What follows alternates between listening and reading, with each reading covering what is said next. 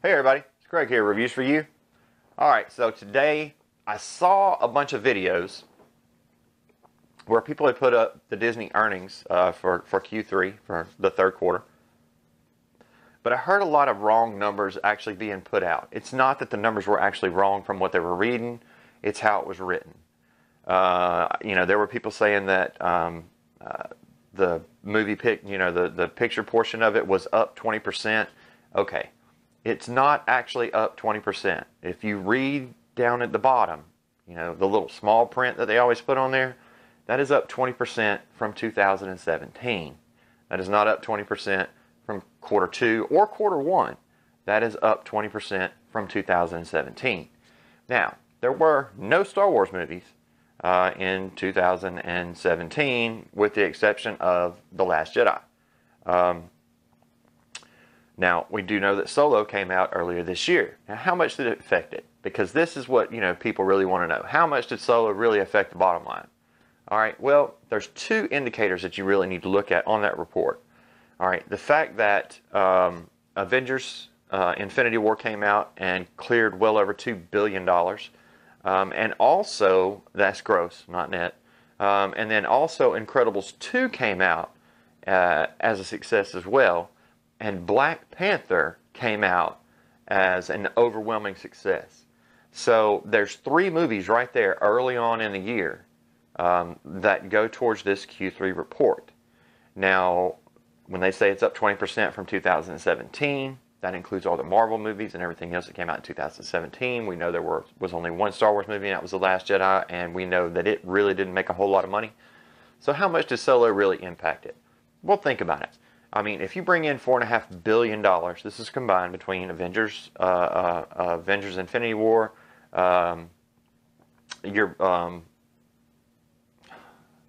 Avengers Infinity War, Black Panther, and Incredibles 2. You're looking at $4.5 billion. By the time you take that into account, plus the budgeting and everything else, the fact that they're only 20% up versus 2017, not Q2, 2017. Well, that's a pretty big indicator of how much money Solo actually lost. The second big indicator is where you see where the losses actually are. And there's 2 of them that actually show up on this report. Now, the first loss shows up as merchandising. Merchandising is actually down. And when I say it's down, it's down a hefty amount. I think they showed it being 5.5%, 6.5%. Okay, well, 6.5% of a few $1 billion is a right good amount that it's down. And the second indicator that you need to look at, because these are the 2 indicators right here that hedge fund people really actually look at, this indicator right here I'm about to tell you about, and that is available cash. If you look at available cash, they are about 50% down on available cash. Now, what does all that mean? What does that mean? Because, a lot of people don't go through these financial reports. Available cash means this is how much cash they have on hand to do things. We understand that they do have a lot of projects in the works and everything else as far as Disney parks and everything else, and they try not to split it up between Lucasfilm, Marvel, Disney, Pixar, any of the other companies, or any of the media outlets that they own either. They try not to split that up, and it's probably a good thing, because you'd be looking at Lucasfilm, and from latest estimates, is about $3.4 billion in the hole. Now, they paid $4.3 for it. This does not include the $4.3 for it, because that was financed. It actually wasn't financed. It was actually given in Disney stocks, and the Disney stocks were actually bought. They gave him anyway, that stuff was not part of the deal. So you can't add in the $4.3 billion that they paid for Lucasfilm, because that doesn't go towards anything. They didn't finance anything on that. So basically what they did is they gave them non-common stocks, which we know that they have, I think it's 1.9 billion common stocks, and then that's just common stocks, and they have non-common stocks after that. So this is what they actually look at, cash available. They have 50% of the cash available now than they had in 2017. Available cash means a lot. When it looks at an investor, that means that they're heavily in credit. They're heavily borrowing money. Now, companies borrow money all the time for special projects and everything else, but you should always keep available cash. Available cash is king. Cash is king. Just letting you know that now, because if you borrow money from somebody else, you have to pay interest on it. So, yeah, if you get a $10,000 loan with 5% interest, yeah, the interest isn't that bad.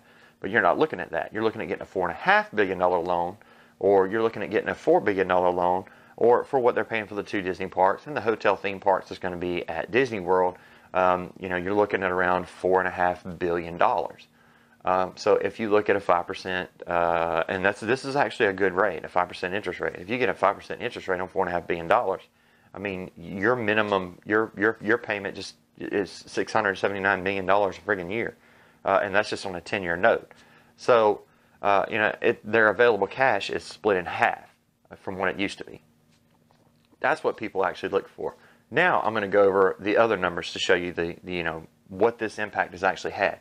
Because I hear a lot of things about, well, Disney took Toys R Us down, blah, blah, blah, and Toys R Us folded because of Disney. All right, so that's not exactly true. Toys R Us couldn't make their payments. So therefore, they had to file bankruptcy and had to close the stores down. However, the reason they couldn't file that, and if I had my computer here in front of me, I could tell you exactly why. There were 3 board games that were their biggest sellers. None of them had anything to do with Disney.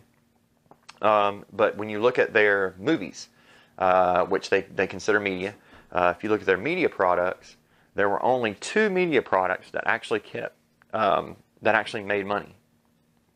1 being Avengers, 2 being something completely else. Star Wars was never mentioned in there at all.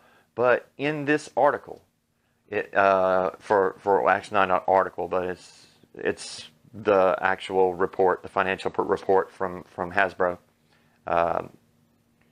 If you look at it, their money is down 10.5%, and 10.5% from the beginning of the year.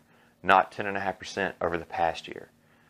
So since The Last Jedi came out, their profits have went down. Their valuation has went down 10.5%. 10.5% is huge. I mean, a tenth of the value of your property is now gone.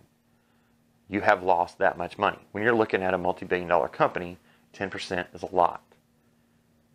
So if your company is worth $10 billion, just an example, if your company's worth $10 billion and it's down 10.5%, well, your company's not worth $10 billion anymore. You have lost, what, $1.5 billion? So now your company is only worth $8.5 billion.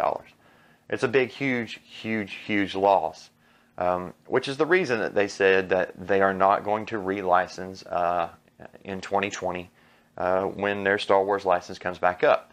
Now, the Marvel stuff was actually doing well. And Marvel kept them at 10.5%. But everything else fell, according to their statement, fell well below earnings estimates. Now that's huge, especially from an investor standpoint. And you have to figure that they have to make X amount of toys according to this licensing agreement, whether they sell or not. They have to make X amount of toys. Now, it did also state in there that the Toys R Us closing had absolutely nothing to do with this report or this quarter. That was only from last quarter, and the numbers that I compared was from this time to the beginning. So 10.5%, and you have to figure Toys R Us liquidation, but they're still not going to lose money on those products because they still get cost out of them. So, Hasbro down 10.5%. Lucasfilm, has half the money available that they normally have. That's huge.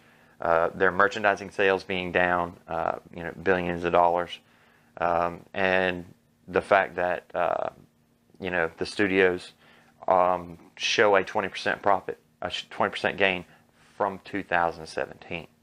But considering you made $4.5 billion gross on just 3 movies, that's not even counting The Last Jedi, because, really, gross, it did $1.3 billion, but, they only made like $400-something million off of it. The rest of it's all gone. So, $400 million is really not a lot when you're talking about everybody else making that. So, I didn't even put The Last Jedi in the estimates for the money they made because that was 2017. So, considering that they pulled in that much money and they're only up 20%. That shows you how big of an impact Soylo actually made. So I just wanted to clear that up because I saw a lot of people going through the quarterly report, the Q3 report, and I just wanted to clear that up. And I wanted to add in the Hasbro stuff too. 10.5% is a huge deal when your entire business revolves around toy sales. 10.5% is a lot. So I'm Craig. If you have any questions, put them down below. Be more than happy to answer them. Reviews for you. Till the next video, I am out of here.